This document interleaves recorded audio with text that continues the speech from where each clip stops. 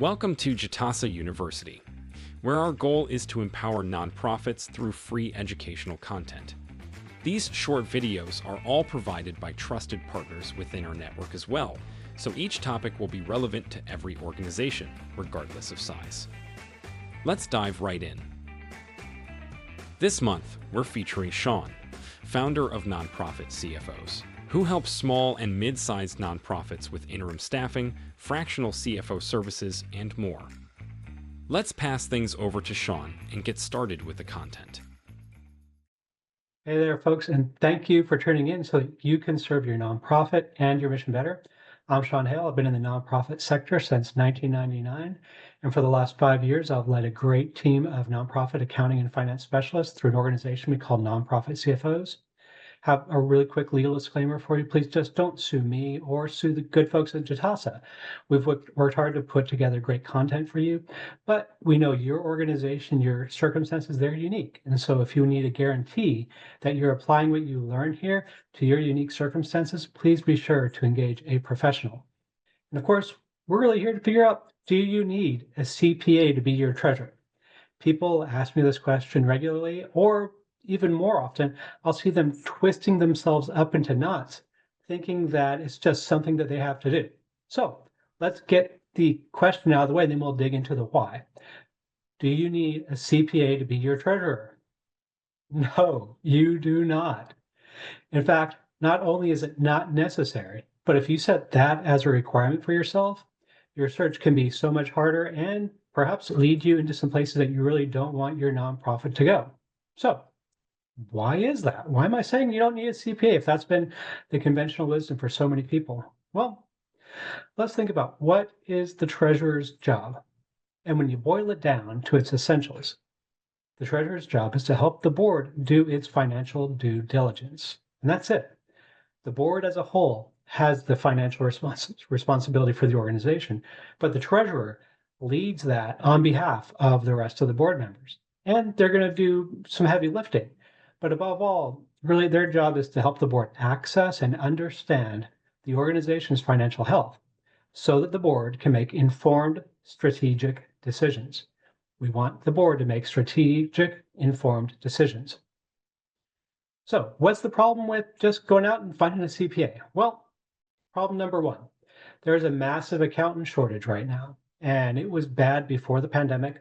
It's worse now as I'm recording this in early 2025. People for years have been leaving the profession faster than new people are joining. And it's even harder to find somebody who is a CPA. And folks, a CPA, a certified public accountant, is just a specialized certification.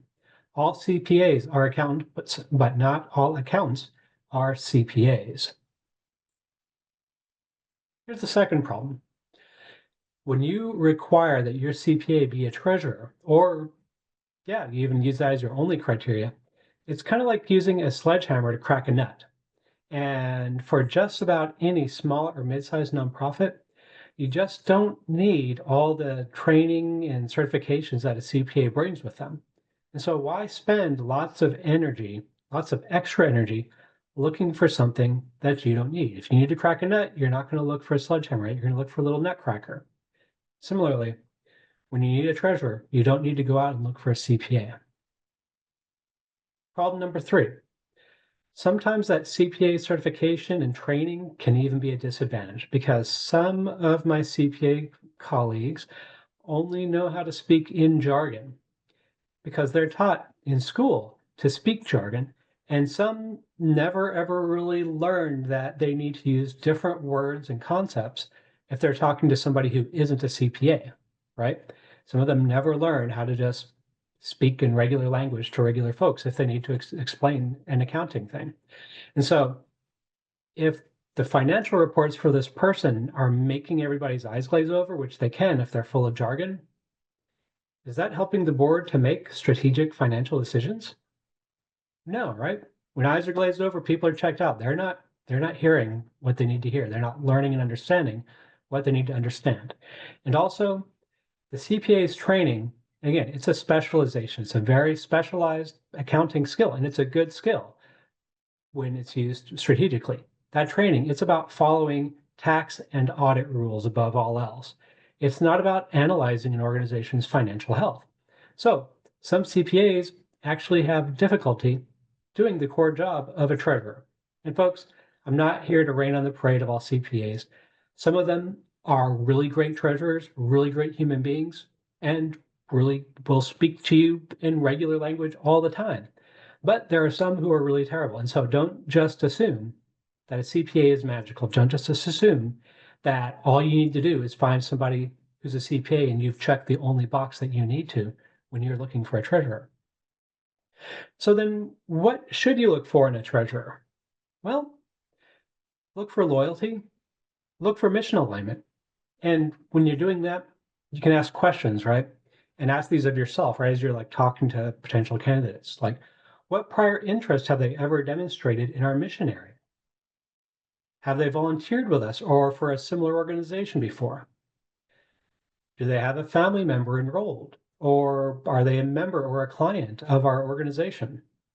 Or is this person in one form or another a member of our community? Are they a donor or an activist or a former client? Those are all good things that can help lead you to a really good treasurer.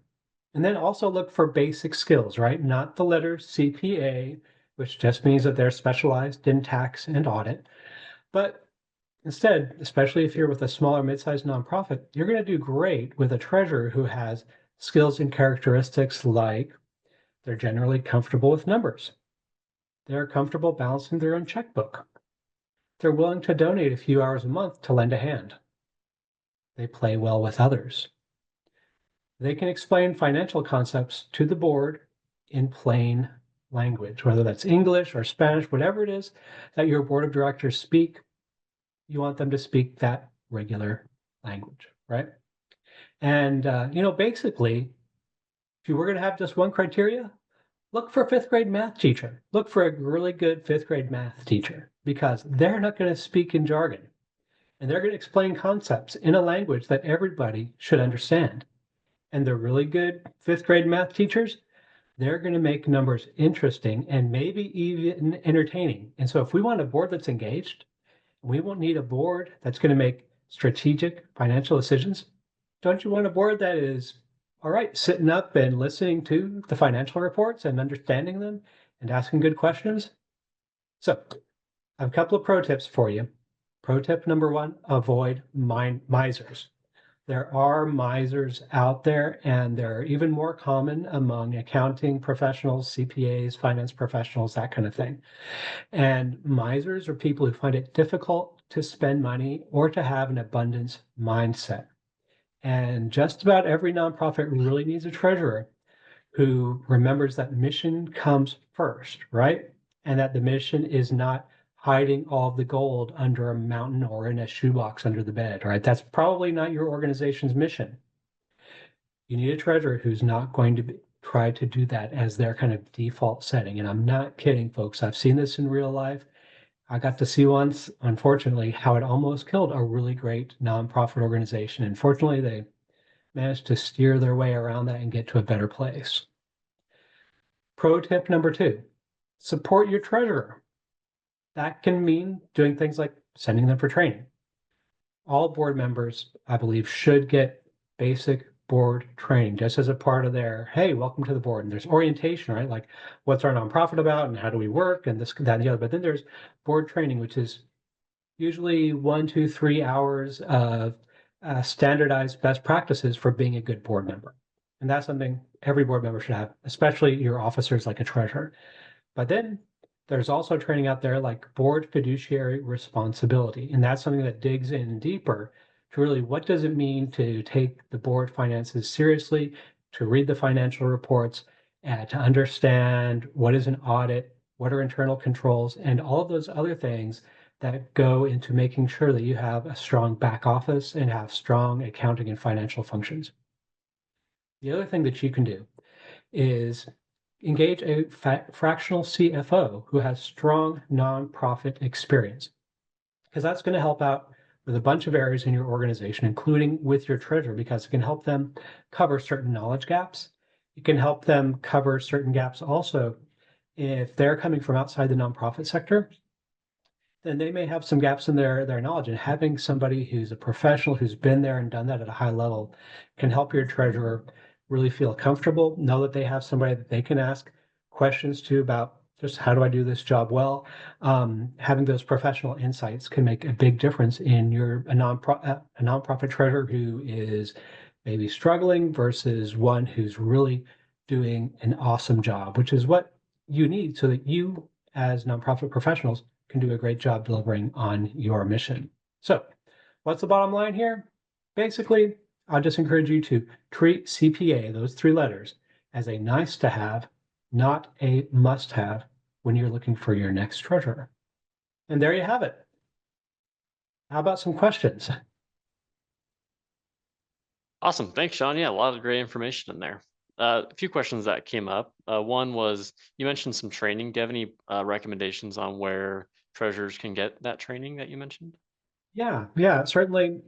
I would encourage not just treasurers, but every board member to get just general board member training. And just about every state nonprofit association is going to offer that. Also, if you have like a local nonprofit management center, they will usually offer that. But for folks who can't find that or whatever, I'm happy to email me. I'm happy to direct you to some places that provide that. And then for the board fiduciary responsibility training, that's something that I'm not seeing very much at all, and I wish more places offered it. I do that actually it's probably out there somewhere, but I haven't found it. And so I put together a 5-part course that I deliver regularly. And so in fact, we have a version of that course coming up here in March, I want to say.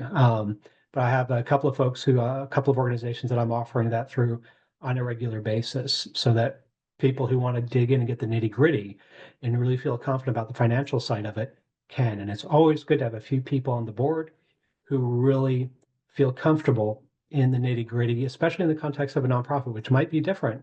Like let's say they are a CPA, but they're coming from the oil industry or entertainment or whatever. There are certain things that are specific to nonprofit that if they don't know that, they can end up being a little bit like a bull in a china shop. Gotcha. Yeah, that makes sense. And then you mentioned fifth grade math teacher. Have you found out that's been successful in organizations? Do you have any stories around that? You know, it's the concept is new to me because it came from a colleague who forget who it was, but I know it was last year. And I think it was maybe just like an instinctual off the cuff remark. But the more I sat with it, the more I said, oh my gosh, this is probably the best insight I got all of last year from somebody. So just like short and sweet.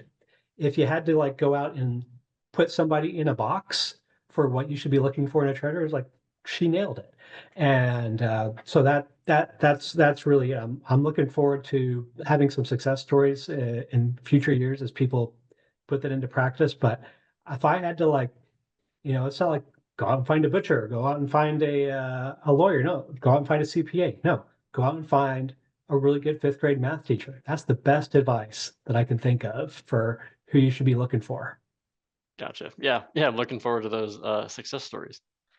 And then last one that came in here, do you have any tips on where to look for a potential treasurer? Do you recommend people look outside their organization who is completely, unrelated to the industry, or do you recommend, finding someone who's close and familiar with it?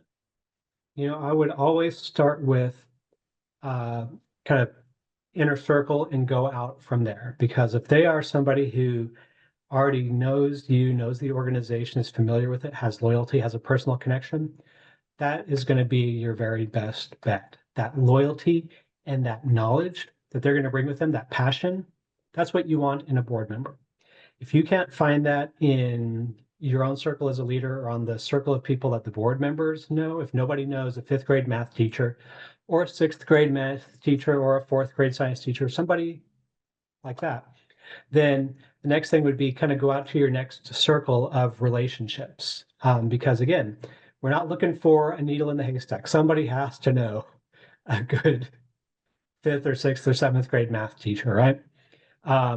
But if they really can't from there, if they're just coming up dry every single time and they have to go outside of their circle of contacts, outside of the board's circle of contacts or the executive directors, then yeah, I would reach out to your local, let me see. Gosh, I was going to say reach out to your local CPA association, which is where I have sent people if you want to find a CPA. But you know what? Like maybe actually just reaching out to like the school district and things like that. Looking through your networks of friends, because we're looking for that fifth grade math teacher. And so, yeah, you can find CPAs through like your state society of CPAs, or you can approach like a big accountant firm, and they will have some folks who are eager to get some volunteer experience.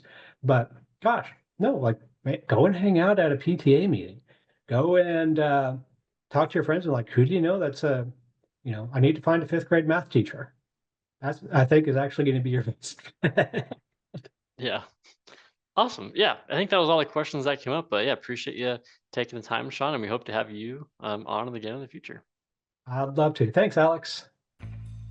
Thanks for watching.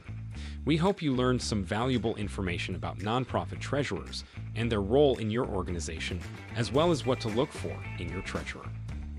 If you had a question for Sean that didn't get answered, or would like to chat about his services, feel free to email or visit his website at the address on the screen. Thanks again, and we will see you next time.